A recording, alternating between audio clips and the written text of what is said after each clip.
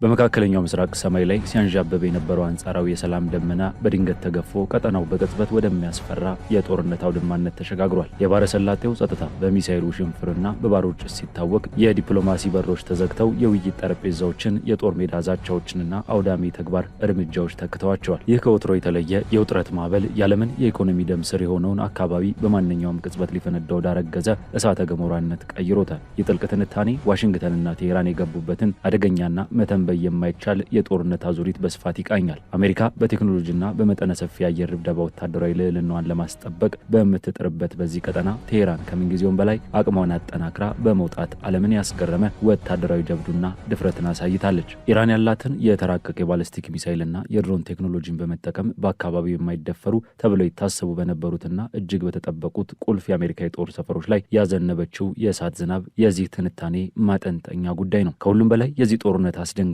ገጽታ ግጭቱ ከሁለቱ ባለጋራ ሀገራት ድንበር አልፎ መትረፍረፉ ነው። ኢራን ወዳጅና ገለልተኛ የተባሉትን እንደ ኳታር፣ ዮርዳኖስ፣ ባህሬንና ኩዌት ያሉ ሀገራትን አየር ክልል ያለምንም ማቅማማት ጥሳ በመግባት ጦርነቱን በቀጥታ ወደ አጋር ሀገራት ደጃፍ አምጥተዋለች። ኳታርን የመሰለች የሰላም ደላላና የዓለም ትልቁ የተፈጥሮ ጋዝ ባለቤት የሆነች ሀገር ሳይቀር ከዚህ የጥፋት ዶፍ ማምለጥ አለመቻሏ የሁኔታውን ውስብስብነትና የቴሄራንን ወታደራዊ አቋም አያሌነት በግልጽ ያሳየ ነው።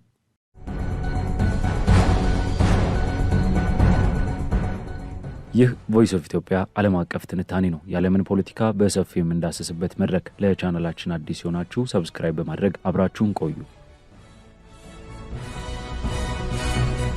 በመካከለኛው ምስራቅ የነበረው አንጻራዊ ጸጥታና መረጋጋት በድንገት ተገፎ ቀጠናው ወደ አደገኛና ሰፊ የጦርነት አውድማነት ተሸጋግሯል። ይህ አዲስና አስፈሪ ምዕራፍ የከፈተው የኢራን ወታደራዊ ኃይል በአሜሪካ የጦር ሰፈሮች ላይ የወሰደው አስደንጋጭና መጠነ ሰፊ የአጸፋ እርምጃ ነው። የኢራን ወታደራዊ አቅም ጥግ በታየበት በዚህ ክስተት ቴሄራን በባሕረ ሰላጤው በሚገኙ የአሜሪካ ወታደራዊ ማዕከላት ላይ ከፍተኛ የሆነ የሚሳኤልና የድሮን ውሽንፍርን አዝንባለች። በተለይም በባህሬንና በኩዌት በሚገኙ የአሜሪካ የጦር ሰፈሮች ላይ የተፈጸመው ጥቃት አሜሪካ በኢራን ግዛት ውስጥ ለፈጸመችው የአየር ድብደባ ቀጥተኛ ምላሽ መሆኑ ተገልጿል። ይህ ሁለተኛው ቀን የተቀሰቀሰው ጦርነት በቀጥታ ቁልፍ የሆኑ የአሜሪካ የባሕረ ሰላጤ የጦር ሰፈሮችን ወደ ግጭቱ እምብርትነት አስገብቷቸዋል። የኢራን ባለስልጣናት ይህ ጥቃት ገና ጅማሬ መሆኑን በማስታወቅ አሜሪካ ወታደራዊ ዘመቻዋን የምትቀጥል ከሆነ በቀጠናው የሚገኝ ማንኛውም የአሜሪካ የጦር ሰፈር ኢላማ እንደሚሆን ጥብቅ ማስጠንቀቂያን ሰጥተዋል። የኢራን ማስጠንቀቂያ ግጭቱ በፍጥነት ተስፋፍቶ ወደ ሰፊ ቀጠናዊ ጦርነት ሊያመራ ይችላል የሚለውን ስጋት አባብሶታል። በኢራን ብሔራዊ ቴሌቪዥንና ፕሬስ ቲቪ በተላለፉ መግለጫዎች መሰረት ጥቃቱ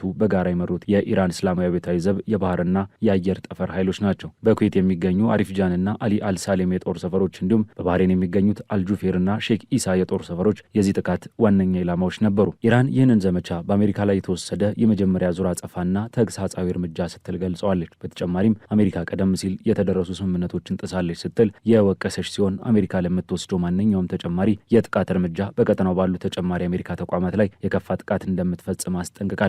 የኢራንን የአየር መከላከያ አቅም በሚያሳይ መልኩ በቡሼር ግዛት ላይ ይበር የነበረን አንድ የአሜሪካ MQ-9 የጦር ድሮን መትቶ መጣሉን የኢራን ኃይሎች አሳውቋል። ይህንን ተከትሎ በባህሬንና በተለያዩ ሀገራት የማስጠንቀቂያ ሳይረኖች ሲያስተጋቡ የሀገሪቱ የሀገር ውስጥ ጉዳይ ሚኒስቴር ነዋሪዎች ወደ መጠለያ እንዲገቡ ጥሪ አቅርቧል። ለዚህ የኢራን መጠነ ሰፊ ጥቃት ምላሽ ለመስጠት አሜሪካን በበኩሏ ሌሊቱን ሙሉ የፈጀ ከባድ ወታደራዊ ዘመቻን አካሂዳለች። የአሜሪካ ማዕከላዊ እዝ ሴንትኮም እንዳስታወቀው የአሜሪካ ኃይሎች ከ80 በላይ በሆኑ የኢራን ኢላማዎች ላይ ጥቃት ፈጽመዋል። ይህ እርምጃ የተወሰደው ኢራን በሆርሙዝ ሰርጥ በሚያልፉ የንግድ መርከቦች ላይ ለፈጸመችው ጥቃት ምላሽ ነው ተብሏል። የአሜሪካ ጥቃት በዋናነት ያነጣጠረው በኢራን የአየር መከላከያ ስርዓቶች፣ የእዝና ቁጥጥር ማዕከላት፣ የባህር ዳርቻ ራዳር ጣቢያዎች፣ ጸረ መርከብ ሚሳይል ማስወንጨፊያዎችና በሆርሙዝ ሰርጥ አካባቢ በሚንቀሳቀሱ ከ60 በላይ የኢራን አብዮታዊ ዘብ ፈጣን ጀልባዎች ላይ ነበር። የዚህ የአሜሪካ ዘመቻ ዋነኛ ዓላማ ኢራን በዓለም አቀፍ የባህር ጉዞ ላይ ያላትን የማጥቃት አቅም ማዳከም መሆኑ ተገልጿል። ሆኖም የግጭቱ አድማስ እየሰፋ ሄዶ የአሜሪካ ጥቃቶች ቁጥር ወደ 90 ከፍ ማለቱና በሰሜንና በደቡብ ኢራን የሚገኙ ኢላማዎችን ማካተቱን ዘግቧል።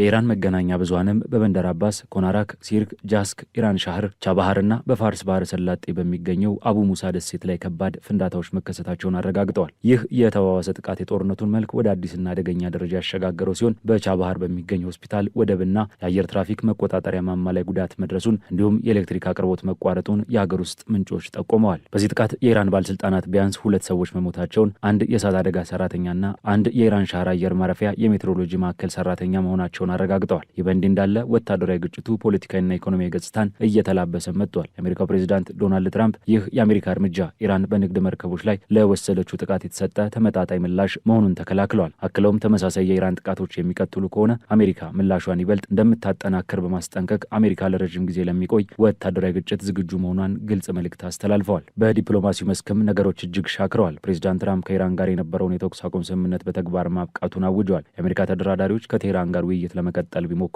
ትራምፕ ተጨማሪ ዲፕሎማሲያዊ ጥረቶችን የጊዜ ማባከን ሲሉ አጣጥለውታል። ይህ ውሳኔ ቀውሱን በሰላማዊ መንገድ ለመፍታት ለሚደረገው ጥረት ትልቅ እንቅፋትም ሆኗል። ግጭቱ ከጦር ሜዳ አልፎ በዓለም አቀፉ የኃይል ገበያ ላይ ተጽዕኖ ማሳደርም ጀምሯል። አሜሪካ ለኢራን ዘይት ወደ ውጭ እንድትልክና ክፍያዎችን በአሜሪካ ዶላር እንድትቀበል ፈቅዳላት የነበረውን ጊዜያዊ ፈቃድም ሰርዛለች። ይህ እርምጃ ኢራን በዓለም አቀፉ የነዳጅ ገበያ ላይ ያላትን ተሳትፎ የሚያግድና ማዕቀቦችን እንደገና የሚያጠብ ሆኗል። በአንጻሩ ኢራን እነዚህን የአሜሪካ ጥቃቶችና የማዕቀብ መመለስን በጽኑ አውግዛለች። የኢራን ምክትል የውጭ ጉዳይ ሚኒስትር ካዜም ጋሪባባዲ አሜሪካ በሁለትዮሽ የመግባቢያ ሰነዱ ላይ የገባቻቸውን ግዴታዎች ጥሳለች በማለት ከሰዋል። ወታደራዊ ጥቃቱና የዘይት ነጻ ፈቃድ መሰረዙ የስምምነቱ ቀጥተኛ ጥሰት መሆኑንም ሞግተዋል። በሚሳይሎች በታጀበው በዚህ ዲፕሎማሲያዊ ውድቀት መሃል የሁለቱ ሀገራት ግጭት ወደ አዲስና መተንበይ ወደማይቻል አደገኛ አቅጣጫም አምርቷል። አሜሪካና ኢራን በገቡበት በዚህ ጦርነት ውስጥ ከሰዓታት ልዩነት በኋላ የኢራን ጠቅላይ ብሔራዊ ደህንነት ምክር ቤት የዜና አውታር የሆነው ኑር ኒውስ የኢራን ጦር በቀጠናው በሚገኙ የአሜሪካ ጦር ሰፈሮች ላይ ከፍተኛ ጥቃት ለመሰንዘር ዝግጅቱን እያጠናቀቀ መሆኑን ዘግቧል። ይህ ሪፖርት የተለየ የኢላማ ቦታም ሆነ ጊዜ ባይጠቅስም ዘመቻው በቅርቡ እንደሚጀመር ጠቁሟል። የኢራን ምላሽ በወታደራዊ ብቻ ሳይሆን በዲፕሎማሲያዊ መግለጫዎችም የጠነከረ ነበር። የኢራን ባለስልጣናት አሜሪካን በስምምነት ጥሰት መወንጀላቸውን ቀጥለው የካታም አለምቢያ የጋራ ወታደራዊ እዝ አሜሪካ ለምትወስደው እርምጃ ከባድና ወዳሚ ምላሽ እንደሚሰጥም ዝቷል። በዚህ መሃል የቃላት ጦርነቱ ወደ ለየለት የፖለቲካ ንትርክን ተሸጋግሯል።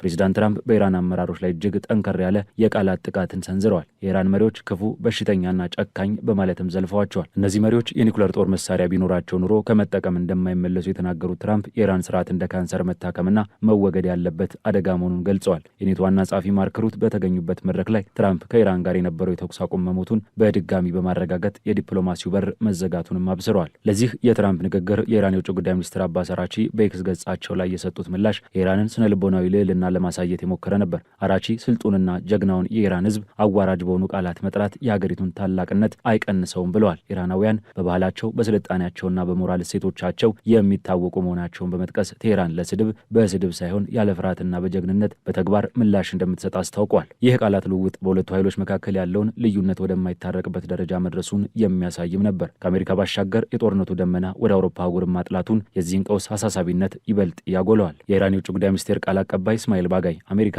እስራኤል ለከፈቱት የጥቃት ዘመቻ ወታደራዊ ጦር ሰፈሮቻቸውን፣ የአየር ክልላቸውንና የሎጂስቲክስ ድጋፍ ያቀረቡ የአውሮፓ ሀገራት ከታሪካዊ ተጠያቂነት እንደማያመልጡ በአጽንኦት አስጠንቅቀዋል። የማስጠንቀቂያ ቃጭል ግጭቱ ከመካከለኛው ምስራቅ አሸዋማ በረሃዎች ተነስቶ የድሮን አህጉር ጸጥታ እስከ ማናጋት ሊደርስ እንደሚችል አመላካች ነው። ቴህራን አውሮፓውያን ላይ በቀጥታ ወታደራዊ እርምጃ እንደምትወስድ በግልጽ ባትዝትም ኔቶን የመሰለ ግዙፍ ጥምረት አካል የሆኑትን መንግስታት በጦርነት ተባባሪ ናችሁ ብላ መፈረጇ ግጭቱ ቀጠናዊ ይዘቱን ትቶ ዓለም አቀፋዊ መልክ እንዲላበስ አድርጎታል። በሌላ በኩል ደግሞ የሰሜን አትላንቲክ ቃል ኪዳን ድርጅት ኔቶ ዋና ጸሐፊ ማርክ ሩት አሜሪካ እየወሰደች ያለው ወታደራዊ እርምጃ ፍጹም አስፈላጊና ተገቢ ሲሉ በይፋ ማሞገሳቸው በቴህራን በኩል ከፍተኛ ቁጣን ቀስቅሷል። የዓለም የንግድ መተላለፊያ የሆነውን የሆርሙዝ ሰርጥ ነጻነትን ለማስጠበቅ ሲባል ከአውሮፓ ጦር ሰፈሮች ተነስተው እስከ 5000 የሚደርሱ የአየር ላይ ጥቃቶች መፈጸማቸውን ሩት ይፋ ማድረጋቸው አውሮፓ በጦርነት ውስጥ ያላትን ጥልቅ ወታደራዊ ተሳትፎ አጋልጧል። ለዚህ የኔቶ ኃላፊ መግለጫ ምላሽ የሰጡት ባጋይ ማርክ ሩት ለፕሬዚዳንት ትራምፕ እያሳዩት ያለው አጋርነት ከመሪነት ይልቅ የአገልጋይነት ስነ ልቦና የተጠናወተው ሲሉ አጣጥለውታል። እንዲህ አይነቱ የውዳሴና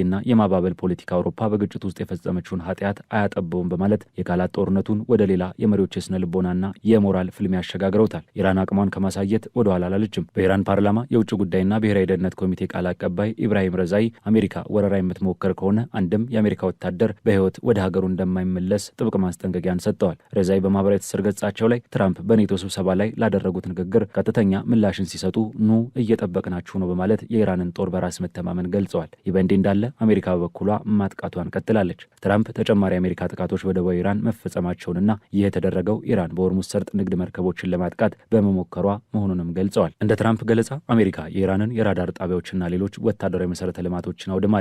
ይባስ ብሎም ትራምፕ አሜሪካ የኢራንን ቁልፍ የነዳጅ ማስተላለፊያ ማዕከል የሆነችውን የካርግ ደሴትን ለመያዝና የባህር ማዕቀብ ለመጣል እንደምትችልም አስጠንቅቀዋል። ጦርነቱ ይበልጥ አድማሱን እያሰፋ ሲመጣ የኢራን አቅምና ድፍረት ዓለምን ማስገረሙን ቀጥሏል። ከሰዓታት በኋላ ከኢራን የተተኮሱ ሚሳይሎችና ድሮኖች የኳታርን አየር ክልል ጥሰው በመግባት በዶሃ የማስጠንቀቂያ ሳይረኖች እንዲጮሁ አድርገዋል። ኳታር ከኢራን ጋር መልካም ግንኙነት ያላት እንዲያውም በዓለም ትልቁን የተፈጥሮ ጋዝ ጋዝ ማውጫ የምትጋራና በቅርቡ በዋሽንግተንና ቴሄራን መካከል የሰላም ድርድር ስታስተናግድ የነበረች ሀገር ብትሆንም ኢራን ይህንን ወዳጅነቷን ወደ ጎን በመተው በኳታር ምድር በሚገኘው የአልኡደይድ የአሜሪካ አየር ኃይል ሰፈር ላይ ጥቃትን ሰንዝራለች። አልኡደይድ በመካከለኛው ምስራቅ ትልቁ የአሜሪካ ወታደራዊ ማዕከል ሲሆን ኢራን በአሜሪካ ላይ ያላትን ቁጣ ለመወጣት ስትል ወዳጅ ሀገራትን እንኳን ክልል ጥሳ ከመግባት እንደማትመለስ የጂኦግራፊያዊ የትክክለኛነት አቅሟን በተግባር አሳይታለች። የኳታር አየር መከላከያ የተተኮሱትን ሚሳይሎችና ድሮኖች መጥቶ መጣሉን የተዘገበ ሲሆን ጥቃቱ የራስ ላፋን የጋዝ ማዕከልን ደህንነት አደጋ ላይ ጥሎታል። በተጨማሪም ኢራን በስትሬት ኦፍ ሆርሙዝ የኳታር ንብረት በሆነ የነዳጅ ጫኝ መርከብ ላይ ጥቃትን ፈጽማለች። የኢራን እርምጃ ኳታርን በእጅጉ ያስቆጣ ሲሆን ግጭቱ በአካባቢው ያሉ አጋርና ገለልተኛ ሀገራትን ጭምር ወደ እሳቱ እየጎተተ መምጣቱን ያሳያል። ነገሮች በዚህ ብቻ አላበቁም። የኢራን የሚሳይል ውሽንፍር አቅጣጫውን ቀይሮ በዮርዳኖስ ምስራቃዊ ክፍል ወደሚገኘው የሙዋፋቅ አልሳልቲ አየር ኃይል ሰፈር አምርቷል። የባለስቲክ ሚሳይሎች ወደ ዮርዳኖስ ሲገቡ የዮርዳኖስና የአሜሪካ አየር መከላከያ ስርዓቶች ወደ ተግባር ገብተው ሚሳይሎችን በአየር ላይ አምክነዋቸዋል። በዮርዳኖስ ሰማይ ላይ የታዩ ፍንዳታዎች የጦርነቱን መባባስና አዲስ ግንባር መከፈቱን የሚያበስሩ ነበሩ። ኢራን ቀደም ሲልም በዮርዳኖስ በሚገኙ የአሜሪካና የተባባሪ ኃይሎች መሰረተ ልማቶች ላይ ጥቃት አደርሳ የነበረ ሲሆን የአዲሱ ጥቃት የኢራን እስላማዊ አብዮታዊ ዘብ የአጸፋ እርምጃውን አድማስ እጅግ ማስፋቱንና በአንድ ጊዜ በተለያዩ ሀገራት ያሉ የአሜሪካ ኢላማዎችን የመምታት ውስብስብ አቅም እንዳለው በተጨባጭ አረጋግጧል። ፕሬዚዳንት ትራምፕ በአንካራ በነበራቸው ቆይታ ለጋዜጠኞች ሲያብራሩ ኢራን በድጋሚ ጥቃት ለመፈጸም የሞከረችው አሜሪካኖች ከነሱ ጋር ለመደራደር ፈቃደኛ ባለመሆናቸው ነው ብለዋል። ትራምፕ ማንም ከነሱ ጋር ድርድር ማድረግ አይፈልግም በማለት ኢራን በባህር ላይ አነስተኛ ፈንጂ አጥማጅ ጀልባዎችን ተጠቅማ የንግድ መርከቦችን ለማጥቃት መሞከሯ አሜሪካን ባጸፋው ወደ 28 የሚጠጉ የኢራን ጀልባዎችን ማውደሟን ዘርዝረዋል። ትራምፕ አክለውም አሜሪካ ጥቃቷን ያተኮረችው በዋና ዋና የኢራን የነዳጅ ማስተላለፊያ ቱቦዎች ላይ ሳይሆን ራዳሮችና የድሮን ማምረቻዎች ላይ መሆኑን ጠቁመው ነገር ግን አስፈላጊ ከሆነ የነዳጅ መሰረተ ልማቶቻቸውን ጨምሮ ሌሎች ከባድ ኢላማዎችን ለማውደም እንደማያመነቱ በድጋሚ አስጠንቅቀዋል። በተጨማሪም የአውሮፓ የኔቶ አባል ሀገራት ፈንጂ አምካኝ መርከቦቻቸውን ወደ ሆርሙዝ ሰርጥ እየላኩ መሆኑንና ይህም የኢራንን የባህር ላይ ፈንጂ የማጥመድ ስጋት ለማምከን እንደሆነም ተናግረዋል። በአጠቃላይ ከእነዚህ ተከታታይና ውጥረት የነገሰባቸው ክስተቶች መገንዘብ የሚቻለው አሜሪካ በቴክኖሎጂና በመጠነ ሰፊ አየር ድብደባ ብልጫዋን ለማሳየት ብትሞክርም የኢራን ወታደራዊ አቅምና ቀጠናዊ ተደራሽነት ከምንም ጊዜ በላይ የጠነከረ መሆኑን ነው። ኢራን በአንድ ጊዜ የኩዌትን፣ የባህሬንን፣ የኳታርንና የዮርዳኖስን አየር ክልል ጥሳ በመግባት እጅግ የጠበቁ የአሜሪካ የጦር ሰፈሮችና መሰረተ ልማቶች ኢላማ ማድረግ መቻሏ ያላትን የተራቀቀ የባሊስቲክ ሚሳይልና የድሮን ቴክኖሎጂ እንዲሁም ድፍረትን በግልጽ አጉልቶ ያሳያል። የዲፕሎማሲው መስኮት ሙሉ በሙሉ በተዘጋበት መሪዎች በሚለዋወጡት የዛቻና የስድብ ቃላት እንዲሁም በየሰዓቱ የሚሰማው የሳይረንና የፍንዳታ ድምጽ መሃል አጠቃላይ የመካከለኛው ምስራቅ ቀጠና ምናልባትም ዓለም አቀፉ የኢኮኖሚና የኃይል አቅርቦት ስርዓት በማንኛውም ጊዜ ሊፈነዳ በሚችል የጦርነት እሳተ ገሞራ አፋፍ ላይ ይገኛል። ኳታርን የመሰሉ ወዳጅ ሀገራት ሳይቀሩ ከዚህ ውድመት ማምለጥ አለመቻላቸው የጦርነቱን ውስብስብነትና የኢራንን አስፈሪ አቅም ሚዛናዊ በሆነ መንገድ የሚያሳይ ታሪካዊ ክስተት ሆኖ ተመዝግቧል።